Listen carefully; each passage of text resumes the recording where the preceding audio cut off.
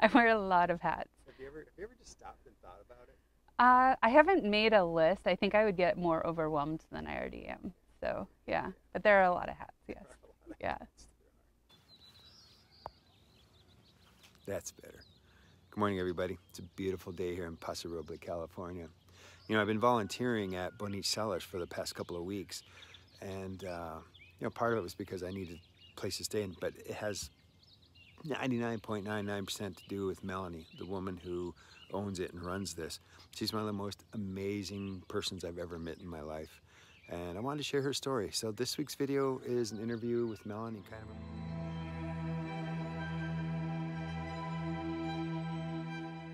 My name is Melani Harding. I'm the owner and farmer, chief everything officer here at Bonich Cellars. So I joined the Navy in 2005 as a nurse, traveled all over the world. I was stationed in Naples, Italy. I fell in love with wine while I was there. So I've spent the last 10 years studying and pursuing, nerding out on wine books and wine. When I got stationed back in California, I started coming up to Paso Robles. I fell in love with the area, and when I was introduced to Bonich at sunset, overlooking this incredible view with a glass of wine, I decided to purchase the vineyard and the winery, got out of the Navy, and moved up here full time in 2018. What I've always considered my biggest strength and something that definitely was acquired more in the military was just being able to figure things out. So I might not know how to fix the broken irrigation valve out in the middle of the field, but I know who to call. I know I can figure it out. There are a lot more similarities in running a business as to running a hospital, managing a vineyard versus managing people, way less complaints. I joke that about nursing, that it's like they're all my patients out there. They just complain a lot less. The vines are my patients. And if I cut something off, then it grows back. So a little less pressure.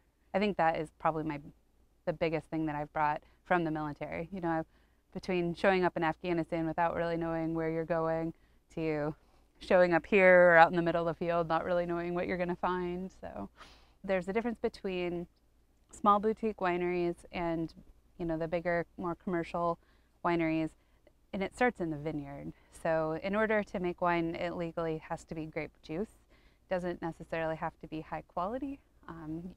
You can manipulate any wines in the cellar with chemicals, sugar, oils to get to the same product. But here I'm the one out there pulling weeds, pruning, taking care of the vines. We pruned pretty heavily this year, so we got about 2/3 of the yield that we normally do. And I think that's going to come through in a much higher quality wine. Might not be the most economical way to do things, but the wines will taste better. So,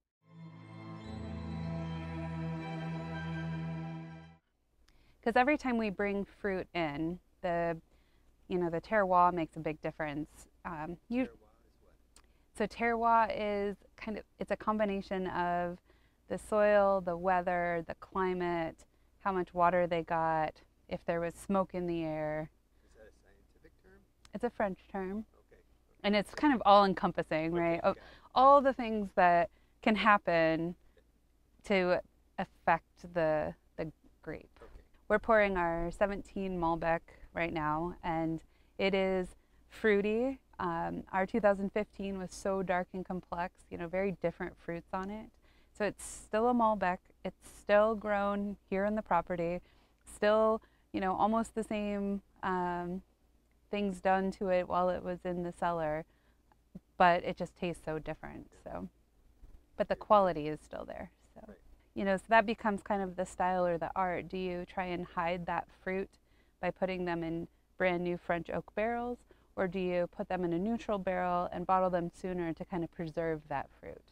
It's winemaker preference, but you can also kind of take a step back and look at the wine and kind of decide where you want it to go.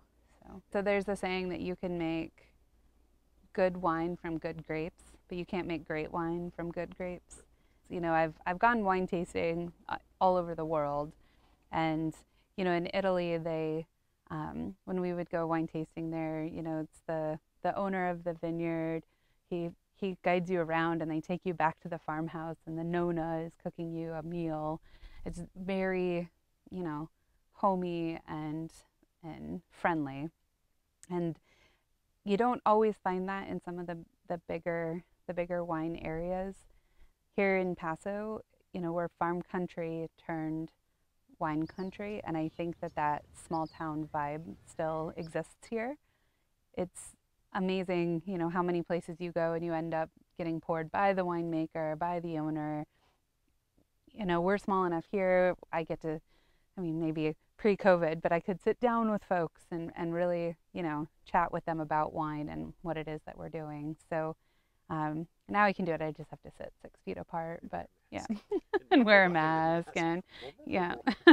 I like getting to talk about wine all the time. It would not be awful to have somebody, when Steve pours for me occasionally. I mean, that it's a nice break, because it is just me doing this every day. So, you know, you don't get a lot of days off. So yeah, so I've been all over the world. But I love sitting here on this amazing piece of property with amazing wines and sharing that with people. So, you know, that's where Harvest Host has been so cool, is, you know, they're not just coming out for a tasting, they get to come out and enjoy what it's like to be on the farm for a night. And so, you know, I get to actually enjoy an evening or the sunset, and they can walk the property, and, you know, and some have helped out, some more than others. So, yeah, I had some Harvest Hosts here last weekend when we picked our Cabernet Franc, and yeah, they came and went so much faster with them helping, and it was really fun. So, and they got to experience what it was like being a farmer for a morning. So.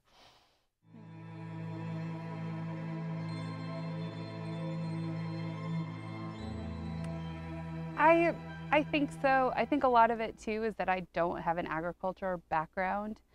I know there are a lot of folks who have come here with varying backgrounds, usually a little more money, if they're coming here as a second job. So for me, I think being a single woman nurse trying to say that they wanted to be a farmer, I think that might have been a little more off-putting. So it was pretty challenging. I think the hardest thing is moving to a new area and being a small grower. So I have 7 acres of grapes, and being a small grower means I'm not at the top of everyone's list to come help. You know, they'd much rather assist the farms with 400 acres, you know, where there's a lot more money and Wait, people get paid to come out and work on these? I mean, yeah, it's all volunteer around here. Well, right now it's carting barley around, so. Yeah, tell us about barley. Oh, Please do. yes, okay. Barley is our winery dog. He's a St. Bernard Poodle mix. He'll be 5 actually at the end of this month. But he was hit by a car about... Barley's about this tall. It's pretty big, yes. Yeah. He was hit by a car a little over 2 months ago, and unfortunately broke both of his front legs. His left front leg wasn't salvageable, so he did lose it. And so right now he's limping around on one broken front leg. So he just had his, I don't know, 4th or 5th surgery last week. So he's not supposed to be putting a lot of weight on that leg. So yes, I spent a lot of time making sure he's not moving, making sure he's not going where he's supposed to, and carting him around. One of Barley's best friends slash cousin, Tucker Doodle, started a GoFundMe page for Barley, which is helping cover a lot of these costs. He's been through, like I said, multiple surgeries. We've been getting most of the care done up at UC Davis because his orthopedic injuries were so severe. They were willing to take him on, and we couldn't be happier, but it is not cheap. We do have insurance, but the GoFundMe has really been helping cover what insurance hasn't. If you go to Barley Von Doodle on Instagram, it's in his bio page.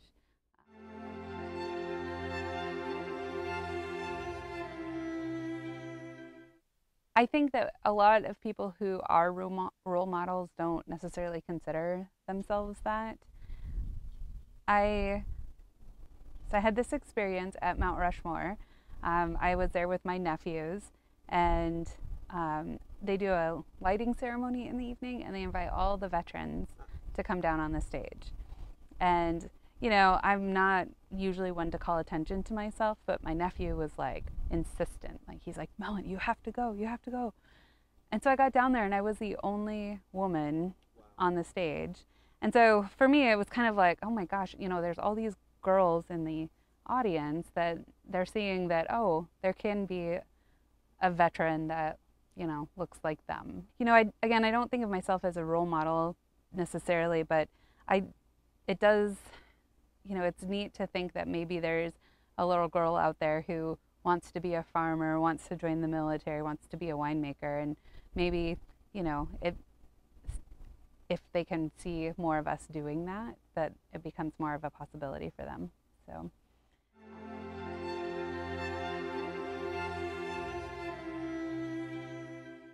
Some of my favorite memories in Italy were drinking amazing wines with amazing food, and my friends, my family, or really fun people that you just met. You know, and being able to share that with other people. So something that I've made, a wine that just speaks to you, brings back maybe a wonderful memory of being here, that you can share with your friends and family, and make new memories. For me, that's really what I think. One of my goals for the vineyard and the winery is to become more sustainable, rejuvenating the vineyard, the soil, the animals that are here. So we stopped spraying for weeds a couple years ago, so that's why I have the goats, you know, to help with the weeds. And you know, my goal is to continue doing more natural processes like that. Amazing grapes can make amazing wines, and doing it sustainably, I think, you know, is important for our future. I would like to continue making high quality wines that bring people together. That was what I fell in love with about wine, is how it brings people together. And, you know, bringing people to this place. I mean, eventually I'd love to have, you know, a house to live in, maybe an air conditioned tasting area, especially when it's this hot out. You know, maybe plant a couple different varietals that I would like to grow, but I aim to keep it pretty small. I really like being able to, you know, handcraft every wine, and you know, I'm out there touching almost every vine, so to be able to have that much attention to everything, I really enjoy that. So.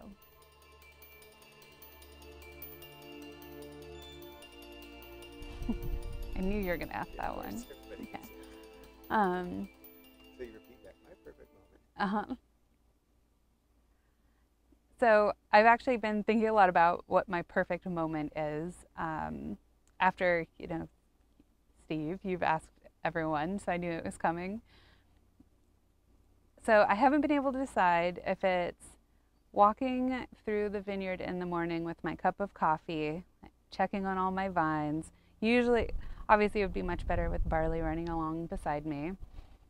Or if it's sitting out here in the evening with a bunch of friends I just made, sharing the wine that I've made, watching the sunset, and just, you know, enjoying this place. Thank you. I want to give Melanie a personal thanks. I've been here for what, almost 4 weeks now? I think so. And I've been able to learn a whole bunch of new skills, apply a bunch of my old skills, and I feel completely welcome. And I really want to encourage everybody out there to think about volunteering, to meet somebody like Melanie and jump in and just do it for no reason other than my life has grown and changed. And so thank you for that. I really appreciate it. Oh. And also I want to thank you for your service. Oh, thank you. You're welcome. And thank you for yours. You've done a lot to help me through this last few weeks. Oh, So my back. I know. Awesome. Oh, thank you, Steve. Oh, yeah.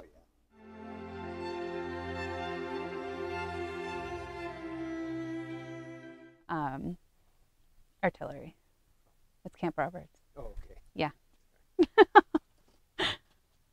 In case you didn't hear that, there was a booming, and I started looking around like, it's a big one. I thought we were going to slip into the ocean. You know, the whole earthquake thing? That's right. Oh, my God.